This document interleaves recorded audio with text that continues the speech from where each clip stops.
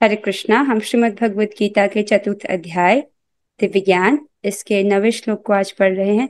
ये बहुत सुंदर श्लोक है और भगवत गीता का वन ऑफ द फेवरेट श्लोक। चलिए हम इसकी आवृत्ति करेंगे। जन्म कर्म च मे दिव्यम जन्म कर्म च मे दिव्यम्। एवं यो वेति तत्वतः एवं यो वेत्ति तत्त्वतः त्यक्त्वा देहं पुनर्जन्म त्यक्त्वा देह पुनर्जन्म नेति मामेति सो अर्जुन। नैति मामेति सोऽर्जुन। जन्म कर्म च मे दिव्यम् जन्म कर्म च मे दिव्यम्। एवं यो वेति तत्वतः एवं यो वेति तत्त्वतः त्यक्त्वा देहं पुनर्जन्म त्यक्त्वा देहं पुनर्जन्म नेति मामेति सो अर्जुन। नैति मामेति सोऽर्जुन। जन्म कर्म च मे दिव्यम् जन्म कर्म च मे दिव्यम्। एवं यो वेति तत्वतः एवं यो वेति तत्वतः त्यक्त्वा देहं पुनर्जन्म तत्त्वा देहं पुनर्जन्म नेति मामेति सो अर्जुन। नेति मामेति सो अर्जुन। ओके, आगे बढ़ते हैं। इस श्लोक में भगवान क्या कहते हैं? भगवान कह रहे हैं, हे अर्जुन, जो मेरे आविर्भाव तथा कर्मों की दिव्य प्रकृति को जानता है वह इस शरीर को छोड़ने पर इस भौतिक संसार में पुनः जन्म नहीं लेता, अपितु मेरे सनातन धाम को प्राप्त होता है। वाह, बस इतना ही जानना है हमको। क्या कह रहे हैं भगवान? जो मेरे आविर्भाव अर्थात जो मेरे जन्म तथा कर्मों की दिव्य प्रकृति को जानता है, राइट, वह इस शरीर को छोड़ने पर, ये जब शरीर छूटेगा तो इस भौतिक संसार में पुनः जन्म नहीं लेता, अपितु मेरे सनातन धाम को प्राप्त होता है। इतना सुंदर है। वापस देखिए, जन्म कर्मा च मे दिव्यम। भगवान कह रहे हैं मेरा जन्म और मेरा कर्म ये दिव्य हैं, राइट। भगवान का जन्म होता है लेकिन हमारी तरह, मतलब बद्ध जीवों की तरह कर्म बंधन से नहीं होता है, वो अपनी इच्छा से आते हैं। और उनका शरीर कैसा होता है? दिव्य। और उनके सभी कार्यकलाप जो वो लीलाएं करते हैं वो सब दिव्य स्तर की लीलाएं होती हैं, राइट। हम जब सोते हैं, हम मतलब जो बद्ध जीव जब सोते हैं हम, तो हम तमोगुण के कारण सोते हैं। लेकिन जब भगवान लीला कर रहे हैं और भगवान सो रहे हैं, यशोदा मैया उनको सुला रही हैं, वो तमोगुण के कारण नहीं सो रहे हैं, समझ रहे? तो उनके जितनी भी क्रियाकलाप हैं वो सब दिव्य स्तर की हैं, राइट। एवं यो वेति तत्वतः, जो इसको तत्व से जानता है, अर्थात जो इनकी सत्यता को जानता है कि भगवान है, उनका जन्म होता है, राइट, उनका जन्म दिव्य है, और वो जो कार्यकलाप करते हैं, उनकी जो लीलाएं हैं वो सभी दिव्य स्तर की हैं, राइट। जो ये जानता है, इसका ये अर्थ है कि भगवान आते हैं, अवतार लेते हैं। तो जो आप रामलीला की कथाएं सुनते हैं, भगवान श्री कृष्ण की लीलाओं की कथाएं को आप सुनते हैं, राइट। भगवान के नरसिंह अवतार, वराह अवतार, जो वो विभिन्न लीलाएं करते हैं, अपने भक्तों के साथ आदान प्रदान करते हैं, वो सब सत्य हैं, राइट। तो क्या होता है? त्यक्त्वा देहम पुनर्जन्म, वो इस भौतिक शरीर को त्याग करके पुनर्जन्म को, दोबारा से भौतिक जन्म को, नैति नहीं प्राप्त करता। क्या प्राप्त करता? मामेति, मुझको प्राप्त करता है। सो अर्जुना, हे अर्जुन। यहाँ पर सो मतलब वह, जो व्यक्ति इस प्रकार से जानता है, राइट, मेरे जन्म और कर्म की दिव्यता को। ठीक है, आई होप दिस इज क्लियर। बहुत सुंदर श्लोक है और इतना ही करना है हमको मनुष्य जीवन में, राइट। आइए इसको हम तात्पर्य से और पढ़ेंगे। पहले इस श्लोक का लिंक समझिए। भगवान ने 4.5 में क्या कहा था? उन्होंने कहा था अर्जुन से, तुम्हारे और मेरे अनेक अनेक जन्म हो चुके हैं, मुझे तो उन सबका स्मरण है, किंतु हे परंतप तुम्हें उनका स्मरण नहीं रह सकता, राइट। फिर भगवान ने कहा था, फिर यहाँ से प्रश्न उठता है कि अगर आपका जन्म होता है तो किस प्रकार का होता है, राइट। और आपका भी जन्म होता है क्या? इस प्रकार से प्रश्न बनता है, जिसका उत्तर भगवान देते हुए चल रहे थे। राइट। उन्होंने कहा था कि मैं जन्म लेता हूँ, यद्यपि मैं अविनाशी हूँ, मैं अजन्मा हूँ, समस्त जीवों का स्वामी हूँ, फिर भी मैं प्रत्येक युग में अवतरित होता हूँ।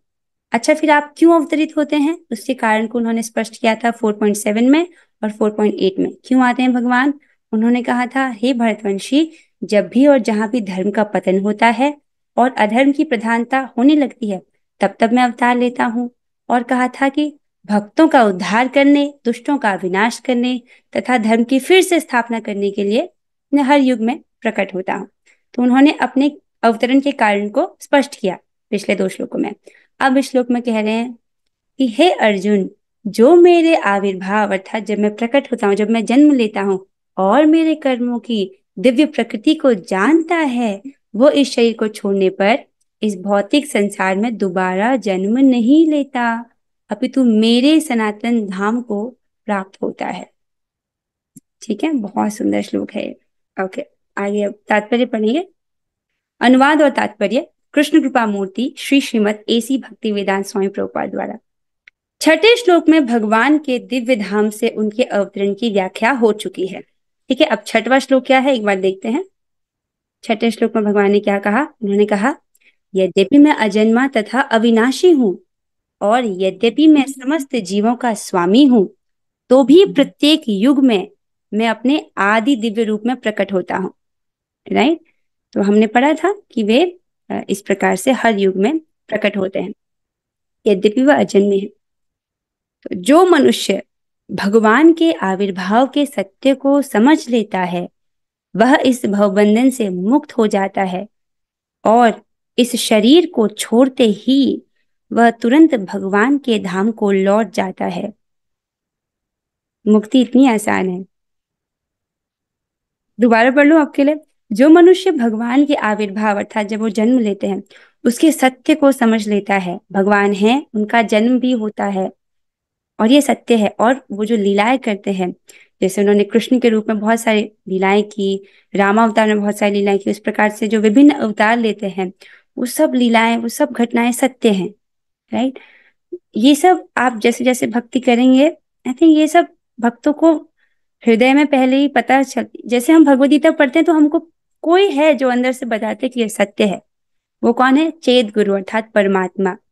जब वो देखते हैं कि ये जीव भगवान की तरफ बढ़ने का प्रयास कर रहा है तो भगवान उसको रिवील करते जाते हैं। ठीक है।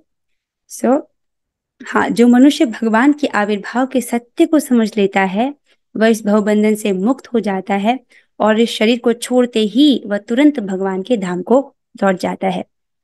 अब अगली लाइन में अगली लाइन में प्रभुपाद जी कहते हैं कि मुक्ति इतनी सरल नहीं है। क्यों सरल नहीं है उसको भी बताते हैं।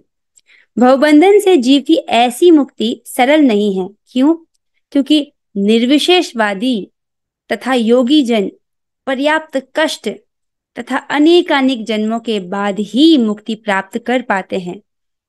इतने पर भी उन्हें जो मुक्ति भगवान की निराकार ब्रह्म ज्योति में तदात्म में प्राप्त करने के रूप में मिलती है वह आंशिक होती है और इस भौतिक संसार में लौट जाने का भय बना रहता है। इसे समझिए। तो जो निर्विशेषवादी हैं अर्थात जो भगवान के साकार रूप के प्रति आकृष्ट नहीं है, आध्यात्मवादियों की भी 2 कैटेगरीज होती हैं। राइट।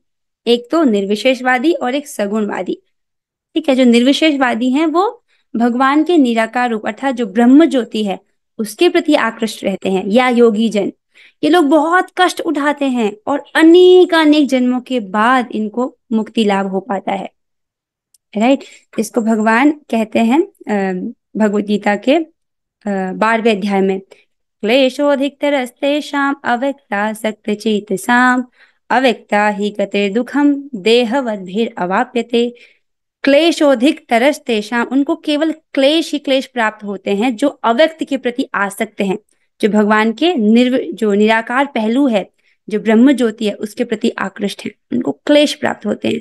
और वो कहते हैं, हे अर्जुन, देहधारी के लिए, राइट, जिसने ये देह धारण किया है उसके लिए हमेशा ही वो रास्ता कष्ट वाला होता है। तो इतने भर भी जो लोग बहुत कष्ट लेकर के उस रास्ते को चुनते हैं, ये निर्विशेषवाद वाले पथ, या योगी जन क्यों कष्ट लेते हैं? ये लोग अष्टांग योग का रास्ता अपनाते हैं और ध्यान करते हैं भगवान पर, राइट, तो इनको भी बहुत कष्ट उठाना पड़ता है। तो इतने पर भी उनको जो मुक्ति प्राप्त होती है वो आंशिक होती है। किस रूप में मिलती है वो? निराकार ब्रह्म ज्योति में तदात्म्य अर्थात सायुज्य मुक्ति ही प्राप्त होती है, जो कि सबसे निकृष्ट मुक्ति होती है। और उसमें भी भय होता है कि वो वापस इस संसार में लौट जाए, राइट, क्योंकि वहां पर जीवात्मा जब वो ब्रह्म ज्योति में पहुंचता है, वहां रहता है वो कुछ समय तक, कुछ लंबे समय तक, उसके बाद वो बोर हो जाता है, फिर वो वापस से यहाँ आ जाता है। इसका वर्णन आता है बृहद भागवतामृत में कि वहां पर जो जीवात्मा है वो नष्ट नहीं होते ब्रह्म ज्योति में भी, वो एक आध्यात्मिक स्फुलिंग की तरह रहते हैं, लेकिन वहां से भी गिरने का भय बना रहता है। आगे चलते हैं। किंतु भगवान के शरीर की दिव्य प्रकृति तथा उनके कार्यकलापों को समझने मात्र से भक्त इस शरीर का अंत होने पर भगवत धाम को प्राप्त करता है और उसे इस संसार में लौट आने का भय नहीं रह सकता। बहुत स्पष्ट तरीके से प्रभुपाद जी ने हमको बता दिया है, क्योंकि हम सीधे मुकुंद की सेवा करते हैं। भगवान का एक नाम मुकुंद है, अर्थात जो मुक्ति के दाता है, और भगवान तो मुक्ति हाथ में लेके चलते हैं, राइट, जो उनको प्रणाम करता है उसको दे देते हैं, राइट। तो जो भगवान के शरीर की दिव्य प्रकृति और उनके कार्यकलाप, उनकी जो लीलाएं हैं, वो समझने मात्र से, राइट, ये जो देह हमारा, देखो मृत्यु तो सबको आनी है, लेकिन जो इसको समझ जाएगा उसका भी देह छूटेगा, लेकिन देह छूटते वो भगवत धाम को प्राप्त करेगा, राइट। सो भगवत गीता के चौथे अध्याय का 9वां श्लोक हमको इस प्रकार से आश्वस्त करता है। फिर प्रभुपाद जी ब्रह्म संहिता से और वेदों से कुछ और श्लोकों को कोट करते हैं, राइट, जो इससे सिमिलर है। क्या कहते हैं वे? ब्रह्म संहिता में 5.33 में बताया गया है कि भगवान के अनेक रूप तथा अवतार हैं। अद्वैतमच्युतमनादिमनंत रूपम, राइट, हमने इसको पहले पढ़ा था। अद्वैत हैं, उनके शरीर और आत्मा में कोई अंतर नहीं है। अच्युत हैं, वो अपनी पोजीशन से कभी नहीं गिरते। हाँ, ऐसा हो सकता है, मतलब भगवान जब बाल रूप में भी दिख रहे हैं, राइट, तो भी वो पूर्ण पुरुषोत्तम भगवान है, वो कभी भी हमेशा वो भगवान के रूप में है, राइट, कभी वो अपनी पोजीशन से नीचे नहीं करते। और अनादि हैं, राइट, मतलब उनकी कोई शुरुआत नहीं है, भगवान हमेशा से थे। अनंत रूपम, उनके अनेक रूप और अनेक अवतार हैं। यद्यपि भगवान के अनेक दिव्य रूप हैं, किंतु फिर भी वे अद्वय भगवान हैं। इस तथ्य को विश्वास पूर्वक समझना चाहिए। यद्यपि वह संसारी विद्वानों तथा ज्ञान योगियों के लिए अगम्य है, राइट। इस संसारी जो क्यों ऐसा है? ऑल्दो ये इतना सिंपल है, जैसे भगवान की जो भगवान के जन्म और कर्म की दिव्यता को समझना, उनके भक्त इसको समझते हैं। क्यों समझते हैं? क्योंकि भगवान खुद कहते हैं, तेषां सतत युक्तानां भजतां प्रीति पूर्वकम, जो प्रीति पूर्वक उनका भजन करते हैं, ददामि बुद्धि योगम तम, भगवान उनको उस प्रकार की बुद्धि प्रदान करते हैं जिससे वो उनके पास आ सके। ददामि बुद्धि योगम तम येन माम उपयान्ति ते, मैं उनको इस प्रकार की बुद्धि देता हूँ जिससे वो मेरे पास आ सके, राइट। सो इसलिए भक्तों के लिए ये सहज होता है। लेकिन सांसारिक विद्वान, मतलब इस भौतिक रूप से वो व्यक्ति बहुत विद्वान दिख रहा है, हो सकता है उसके पास बड़ी बड़ी डिग्री हो सकता है वो बड़े बड़े कॉलेजेस से पढ़ा हो, लेकिन फिर भी उसके लिए समझना असंभव होगा कि भगवान का तत्व समझना संभव होगा। ऐसा क्यों होता है? इसको हम पहले भी स्पष्ट कर चुके हैं। क्योंकि देखिए, भगवान अधोक्षज हैं, हमारी इंद्रियों के परे हैं, राइट। तो भौतिक इंद्रियों के पकड़ में भगवान नहीं आ सकते। तो एक तो शरीर का लेवल तो गायब हो गया, फिर आता है मन का लेवल, राइट। मन के लेवल में भी भगवान पकड़ में नहीं आते। सूक्ष्म शरीर में आता है मन, बुद्धि और अहंकार। बुद्धि से भी भगवान पकड़ में नहीं आते हैं, इसके परे हैं भगवान, दिव्य तत्व हैं। तो भगवान जब इच्छा करते हैं जिससे वो भगवान स्वयं को जन्माते हैं। जन्माना कोई शब्द है क्या? मतलब वो जब खुद चाहें तो वो बता सकते हैं, अपने आप को प्रकाशित कर सकते हैं, राइट।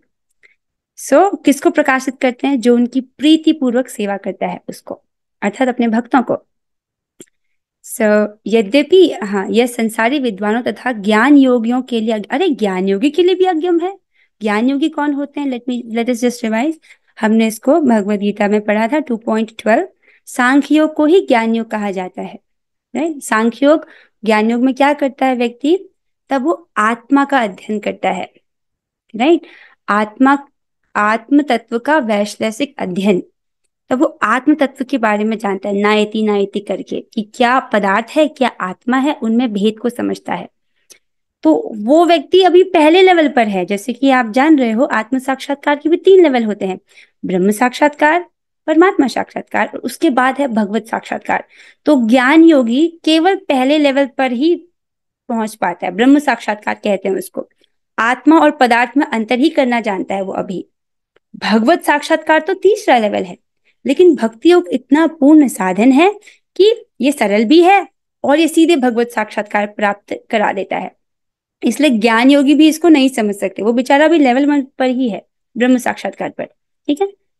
फिर आगे बोला जा रहा है, जैसा कि वेदों पुरुष बोधिनी उपनिषद में कहा गया है। यहां से प्रभुपाद जी कोट कर रहे हैं, वे कह रहे हैं, एको देवो नित्य लीला नुरक्तो भक्त व्यापी हृदयंतरात्म। क्या है श्लोक का? इसमें कह रहे हैं, एक भगवान अपने निष्काम भक्तों के साथ अनेकानेक दिव्य रूपों में सदैव संबंधित रहते हैं, राइट। सो उपनिषदों में भी इस बात का वर्णन है, जैसा श्लोक में है, एक भगवान अपने निष्काम भक्तों के साथ अनेकानेक दिव्य रूपों में सदैव संबंधित रहते हैं। निष्काम भक्त, उनको कोई भी भौतिक इच्छा नहीं है, समझ रहे हो इसको? अकामा सर्व काम हुआ, मोक्ष कामा उदाहरण थी। जितने भी मनुष्य हैं उनको 3 कैटेगरी में डिवाइड किया जा सकता है। अकाम अर्थात उनको कोई कामना नहीं है, मतलब कोई भौतिक कामना नहीं है। ऐसा नहीं हो सकता कि आत्मा की कभी कोई इच्छा ही ना हो। आध्यात्मिक इच्छा होगी। कैसी इच्छा? कृष्ण को प्रसन्न करने की इच्छा, ये भी तो इच्छा है, राइट। अकाम सर्व काम हुआ, जिसको हर प्रकार की इच्छा है, जिसके पास, जिसको सब कुछ चाहिए इस जगत में, उसको इस जगत में मे बी उसको सक्सेस चाहिए, जिस भी प्रकार की इच्छा हो, सर्व काम हुआ। मोक्ष कामा उदाहरती, या उसको मुक्ति प्राप्त करने की इच्छा हो। तीनों को लिए क्या बोला गया था? यजेत पुरुषम परम। जिस व्यक्ति की व्यापक बुद्धि है उसको पुरुषोत्तम, पूर्ण पुरुषोत्तम भगवान की ही पूजा करनी चाहिए, चाहे वो अकाम हो, सर्वकामी हो, या मोक्षकामी हो, राइट। यहाँ पर अकाम भक्तों की बात की जा रही है, निष्काम भक्तों के लिए, राइट। आगे चलते हैं। इस वेद वचन की स्वयं भगवान ने गीता के इस श्लोक में पुष्टि की है। जो इस सत्य को वेद तथा भगवान के प्रमाण के आधार पर जो इस सत्य को वेद तथा भगवान के प्रमाण के आधार पर स्वीकार करता है और शुष्क चिंतन में समय नहीं गंवाता, वह मुक्ति की चरम सिद्धि प्राप्त करता है। इस सत्य को श्रद्धा पूर्वक स्वीकार करने से मनुष्य निश्चित रूप से मुक्ति लाभ कर सकता है, राइट। तो ये एक सत्य है, तो श्रद्धा पूर्वक प्रभुपाद जी कह रहे हैं हमको इसको स्वीकार करना चाहिए। वेद भी इसका प्रमाण दे रहे हैं और भगवान तो अपने स्वयं मुख से इसको कह रहे हैं, ठीक है। जो इसको श्रद्धा पूर्वक स्वीकार करता है तो क्या होता है? वो निश्चित रूप से फॉर श्योर उसको मुक्ति लाभ होता है, ठीक है। और वो किस चीज से बच जाता है? वो शुष्क चिंतन से बच जाता है। व्यक्ति क्या कर सकता है? बहुत सारा समय वेस्ट कर देगा भगवान को ढूंढने में। भगवान को ढूंढने की जरूरत नहीं है, भगवान है, राइट। बता दिया गया कि भगवान कौन है और उनको प्राप्त करने के लिए मार्ग भी बता दिया गया है, साधना भक्ति का मार्ग, राइट। नियमित रूप से कथा श्रवण करना, जप करना, प्रसाद खाना, भक्तों के संग में भगवान की कथाओं को सुनना, ये सब बता दिया गया, साधना भक्ति के अंगों को बता दिया गया। सो इसको हमको परंपरा में सुनकर स्वीकार करना चाहिए, ठीक है। एक बात रह गई है कि ये सांसारिक विद्वान क्यों नहीं समझ पाते, राइट।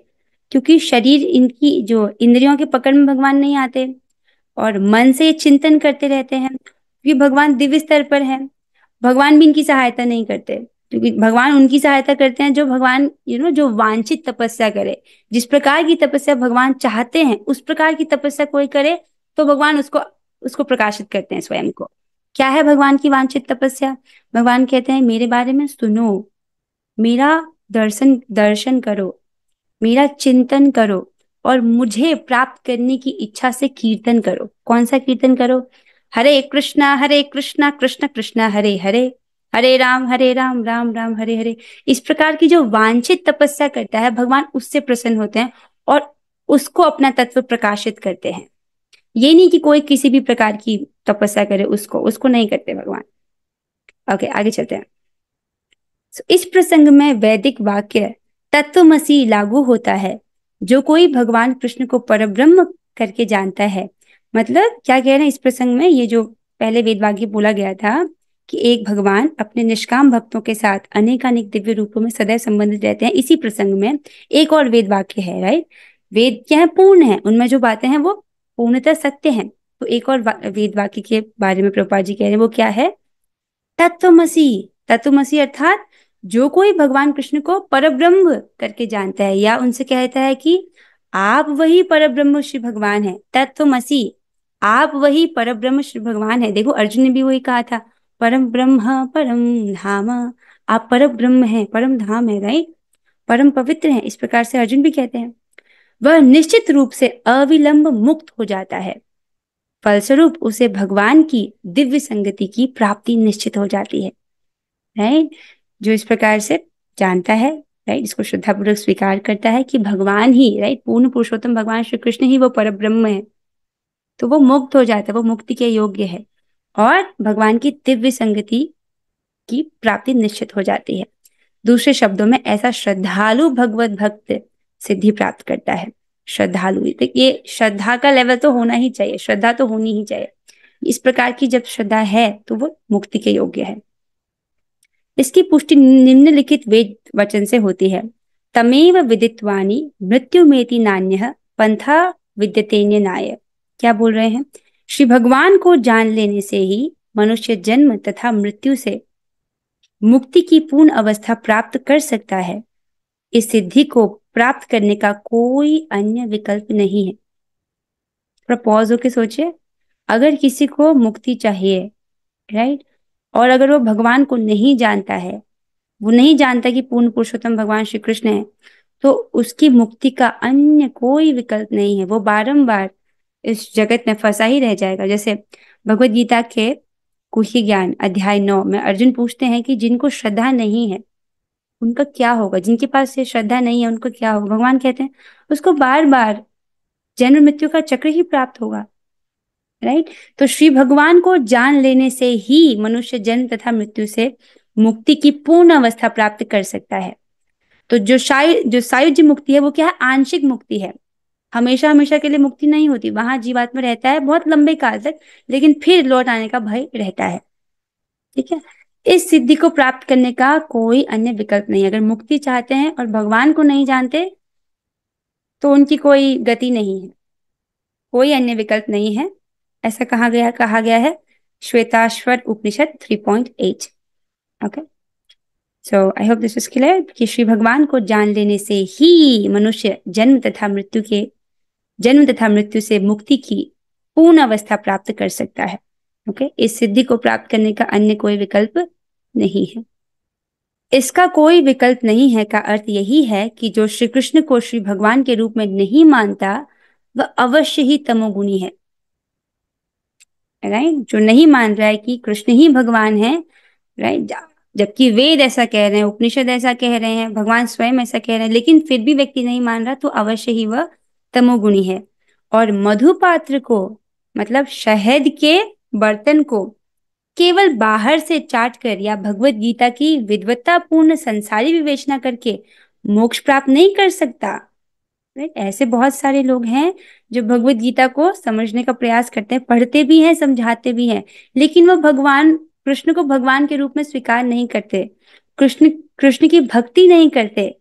तो वो कैसा है, एक बर्तन में अगर शहद भर दिया जाए, ऊपर से ढक्कन लगा दिया जाए, अब जो चींटियां हैं उसको बाहर से चाटने का प्रयास कर रही है, उनको वो मधु प्राप्त नहीं होगा, उनको वो शहद प्राप्त नहीं होगा। उसी प्रकार से ऐसे जो लोग हैं उनको इसका जो लाभ है, मुक्ति लाभ, वो प्राप्त नहीं होगा। शुरुआत में ही, भगवत गीता के शुरुआत में ही बता दी गई थी कि भगवत गीता को अनलॉक करने की चाबी क्या है, ये स्वीकार करना कि कृष्ण ही भगवान है और उनके द्वारा बोली गई भगवत गीता अक्षरस, मतलब एक एक अक्षर इसका सत्य है, ठीक है। ये योग्यता है इसको समझने की। तो जब व्यक्ति जानता है कि कृष्ण भगवान है, उनकी शरण ग्रहण करता है, राइट, उनका भक्त बनता है। तो ऐसे जो लोग हैं वो मोक्ष प्राप्त नहीं कर सकते। इसे शुष्क दार्शनिक भौतिक जगत में महत्वपूर्ण भूमिका निभाने वाले हो सकते हैं। इसे मतलब ऐसे ऐसे शुष्क दार्शनिक, राइट, जो मेंटल स्पेकुलेशन करते हैं भौतिक जगत में, हो सकता है मटीरियलाइज से कि वो बहुत महत्वपूर्ण हो, किसी बड़ी यूनिवर्सिटी के बड़े प्रोफेसर हो, लेकिन हो सकता है भक्ति नहीं कर रहे हो, तो उनको थोड़ी समझ आएगी, राइट। तो ऐसी महत्वपूर्ण भूमिका निभाने वाले हो सकते हैं, किंतु वे मुक्ति के अधिकारी नहीं होते। तो प्रभुपाद जी स्पष्ट कह रहे हैं इसको। ऐसे अभिमानी संसारी विद्वानों को भगवत भक्ति की अहेतु की कृपा की प्रतीक्षा करनी पड़ती है, राइट। कब होगी उनकी मुक्ति? जब कोई भक्त उन पर अहेतु की कृपा करे, उनकी प्रतीक्षा उनको करनी पड़ती है। इस प्रकार की कृपा हो जाए तब समझ पाएंगे।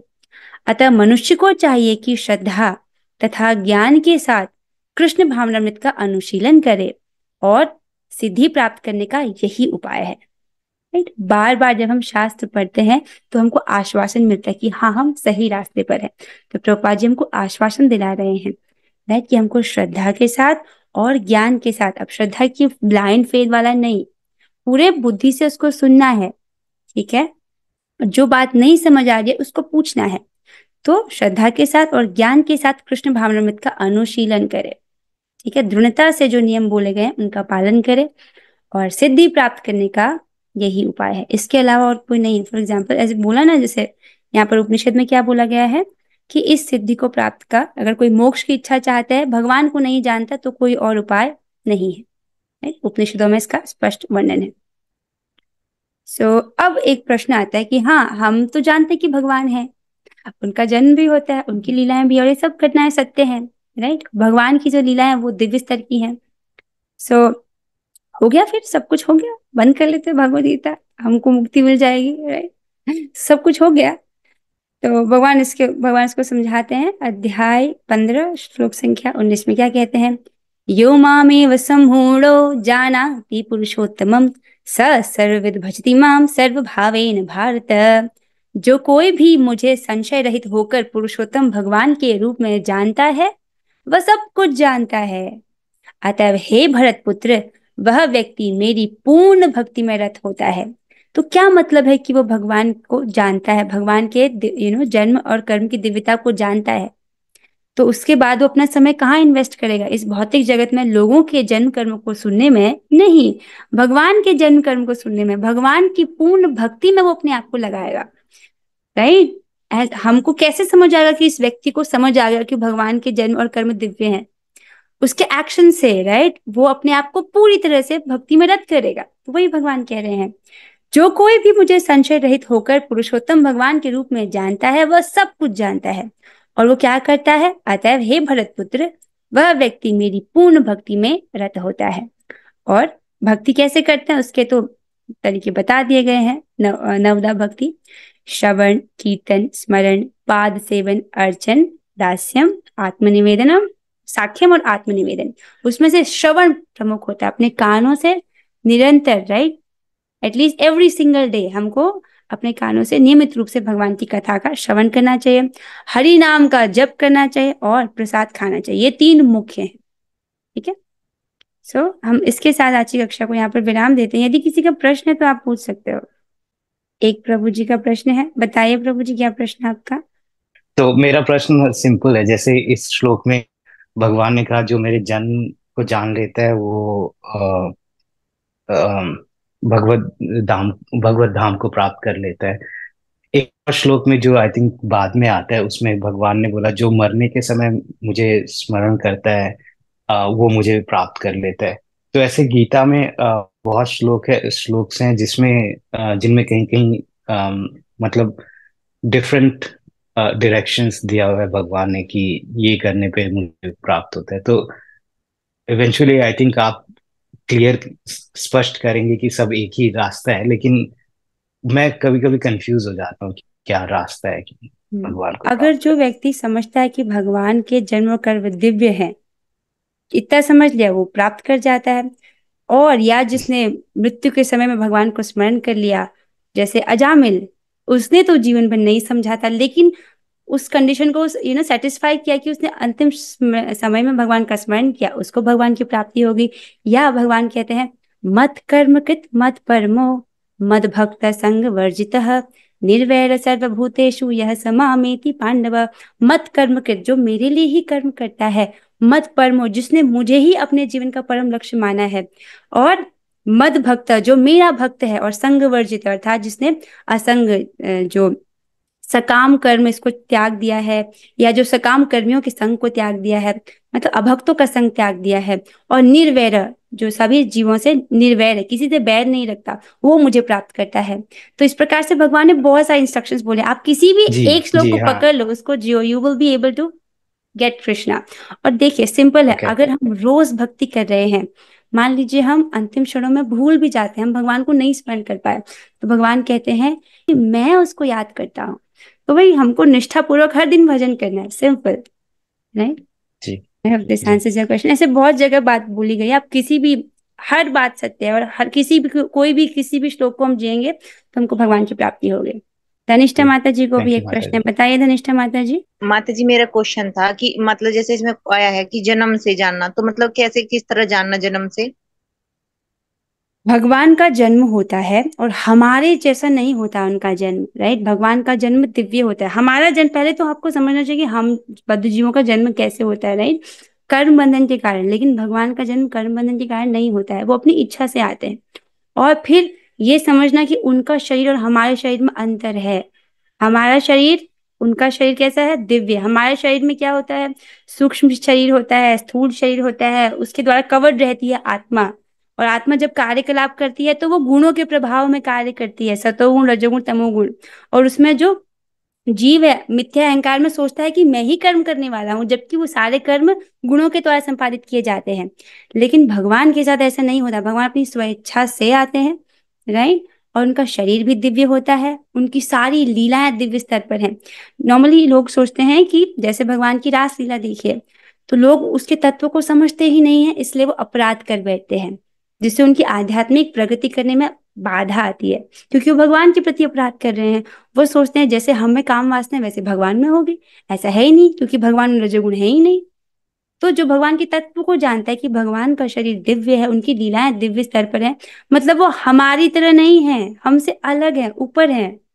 और जो भक्ति करता रहता है, भगवान उसको अपना तत्व प्रकाशित करते हैं, राइट। और भगवान ने जो वांछित तपस्या बोली है वो करना है, राइट। उनका कथा श्रवण करना है, नाम जप करना है, प्रसाद खाना है, भगवान को प्रणाम करना है, राइट। इस प्रकार से जो भगवान की वांछित तपस्या वो करते, तो भगवान अपना तत्व प्रकाशित करते हैं, राइट। तो क्या करना है, सिंपल भाषा में हमको निरंतर भगवान की सेवा करनी है, ताकि भगवान अपना तत्व हमारे हृदय में प्रकाशित कर दे, राइट। एटलीस्ट थ्योरी में तो आपको समझ आ रहा होगा कि उनके जो उनके जो जन्म और कर्म है वो दिव्य है, पर उसको वास्तव में समझने के लिए भगवान वो बुद्धि प्रदान करते हैं जब हम उनकी निरंतर प्रीति पूर्वक हम उनकी सेवा करते रहते हैं। तो तेषाम सतत युक्तानाम भजताम प्रीति पूर्वक। ओके, आपको समझ आ रहा है? ये थ्योरी में तो हम समझ सकते हैं, लेकिन उसका वास्तविक रियलाइजेशन देने के लिए जब भगवान प्रसन्न होते हैं तो वो उसे क्लियर करते हैं। कृष्ण माता जी का प्रश्न है, क्या हम रात में जब कर सकते हैं क्या? मेरे राउंड्स आज कंप्लीट नहीं हुए। कर सकती है माता जी, आप जब कभी भी कर सकती हो। Thank you for your honesty, पर कोशिश करो कि क्लास से पहले हो जाए। ओके, ठीक है। So with this we are ending the class here. आप लोगों ने बहुत अच्छे प्रश्न पूछे। अब हम 3 बार हरे कृष्ण महामंत्र बोलेंगे। चलिए करते हैं। हरे कृष्णा कृष्ण कृष्णा हरे हरे, हरे राम राम राम हरे हरे। हरे कृष्णा कृष्ण कृष्णा हरे हरे, हरे राम राम राम हरे हरे। हरे कृष्णा कृष्ण कृष्ण हरे हरे, हरे राम राम राम हरे हरे। श्रीमद् भगवद गीता की जय, प्रभुपाद की जय। और गुरुगंगा। हरे कृष्णा।